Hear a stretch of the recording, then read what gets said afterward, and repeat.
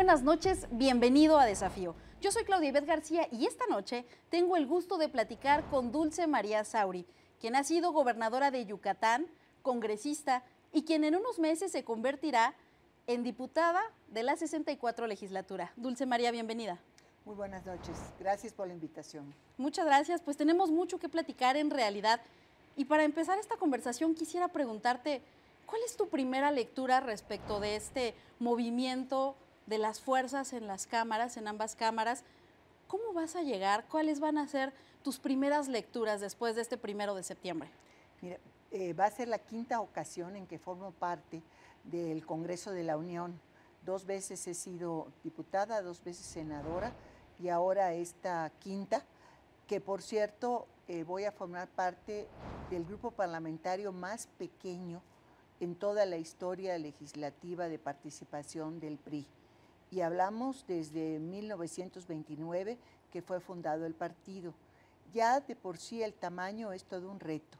Ser la quinta fuerza, todo parece indicar que así va a ser, representa un gran reto para quienes la integremos, que seremos alrededor de 46.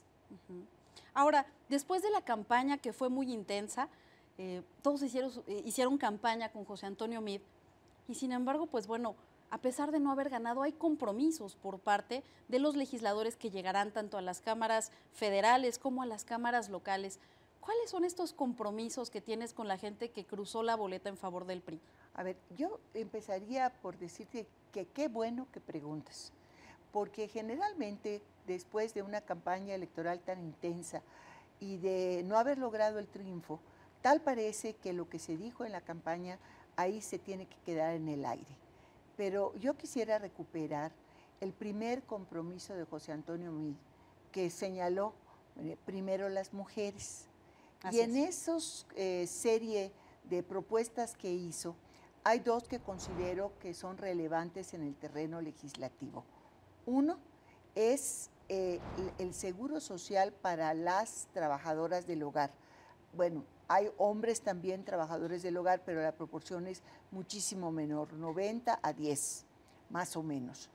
Y esto significará que habrá que impulsar una reforma a la Ley General del Impuesto sobre la Renta para que quienes inscriban a sus trabajadoras en la Seguridad Social puedan hacer deducibles las aportaciones al IMSS de su impuesto sobre la renta. Esta es una tarea legislativa muy concreta para dar contenido a ese compromiso de campaña.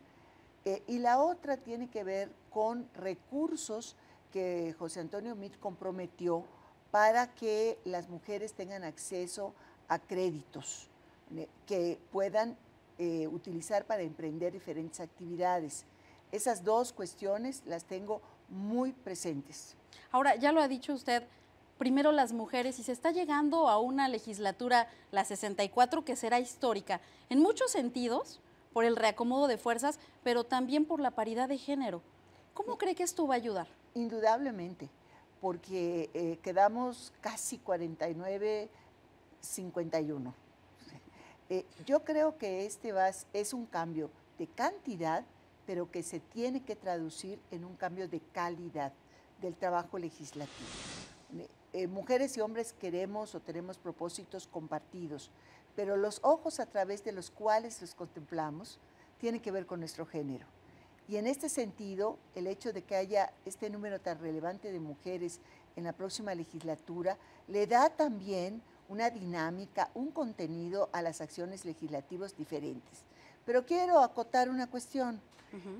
Sí hay casi paridad en la integración, pero también habrá que ver que haya paridad en la integración de las comisiones y sobre todo en las presidencias y secretarías de comisión, porque no es posible que la mitad no vaya a tener la misma correspondencia en esas posiciones de decisión de una legislatura.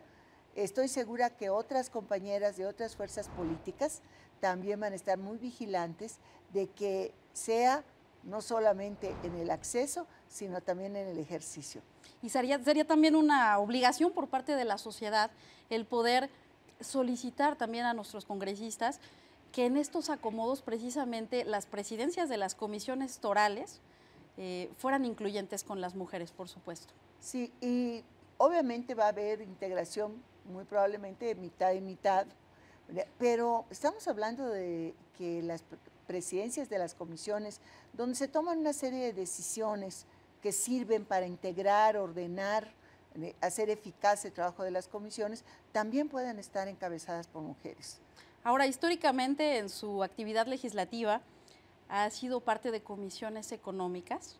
Usted es especialista en materia presupuestal y es uno de los principales retos, de los primeros con los que se va a enfrentar al llegar a la próxima legislatura, el presupuesto de egresos de la Federación 2019.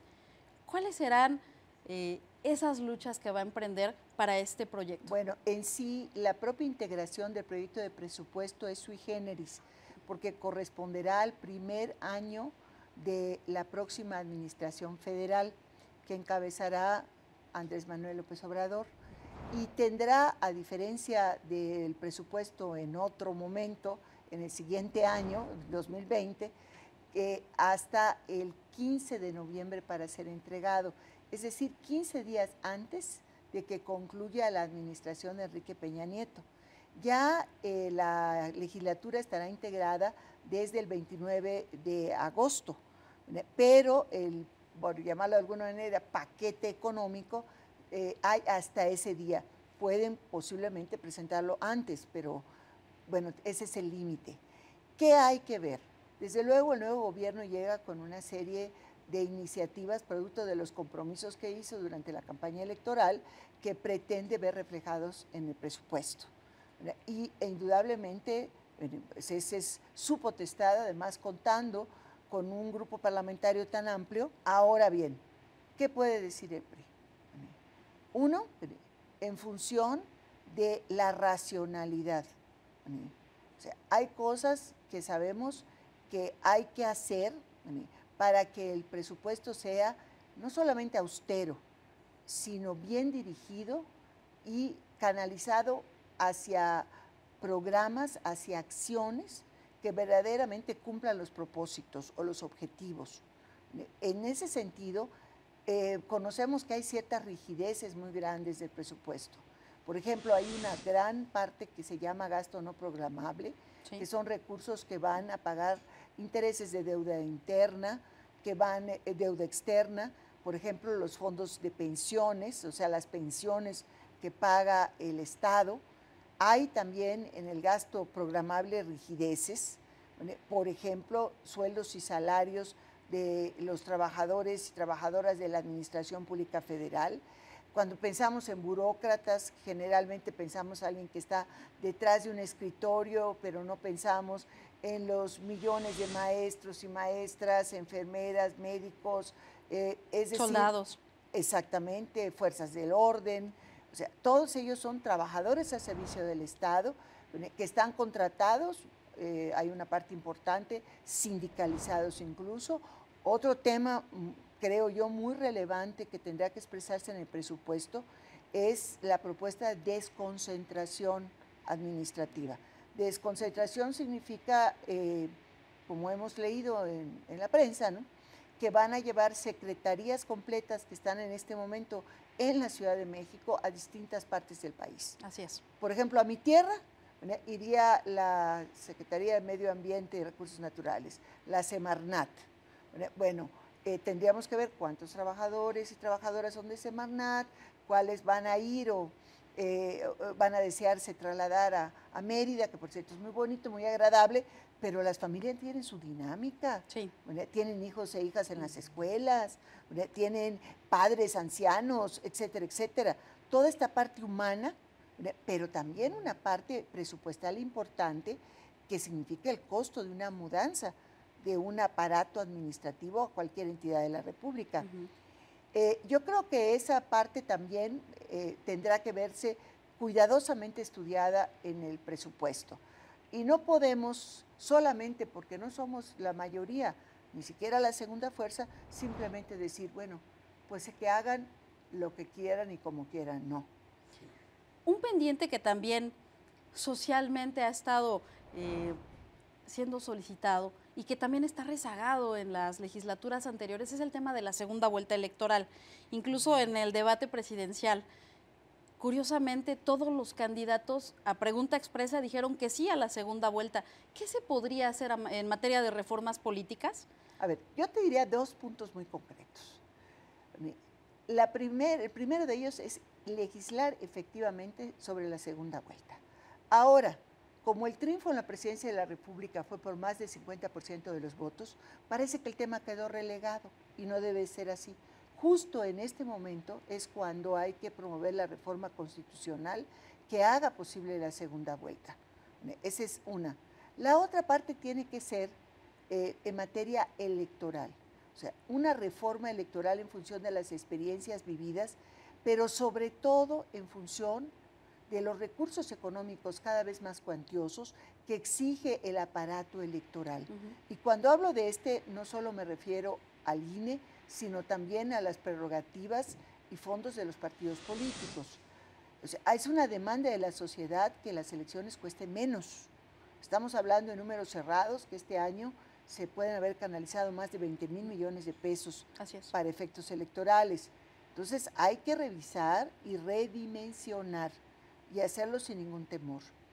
Y yo creo que hay también una cuestión que vale la pena dejar como para meditar. O sea, lo que la sociedad mexicana reclamó, creo yo, en general al sistema de partidos, a la política y a las y los políticos, es una redistribución de poder. No estoy hablando de redistribución de partidos o de mayorías y minorías, no, sino del poder entre el Estado y la sociedad. O sea, la sociedad es una protagonista de esta larga transición democrática que dio origen en el año 2000 y que tiene 18 años después una expresión que no puede hacernos olvidar por su carácter de mayoritaria que estamos en un proceso en que la sociedad tiene que tener una participación cada vez más decidida. La tentación de restaurar a partir de la concentración del poder en la presidencia de la República va a ser muy alta. Y yo creo, hablar con mis compañeros y compañeras del grupo parlamentario, que nuestra responsabilidad y obligación en la trinchera que la propia sociedad nos puso es reclamar esa nueva forma de repartir el poder entre la sociedad y el Estado. Pues Dulce María Sauri, muchas gracias por este panorama. Será muy importante seguir platicando respecto de la agenda legislativa y le agradezco mucho esta conversación. Y muchas gracias por la invitación. Gracias. Y gracias a usted. Muy buenas noches.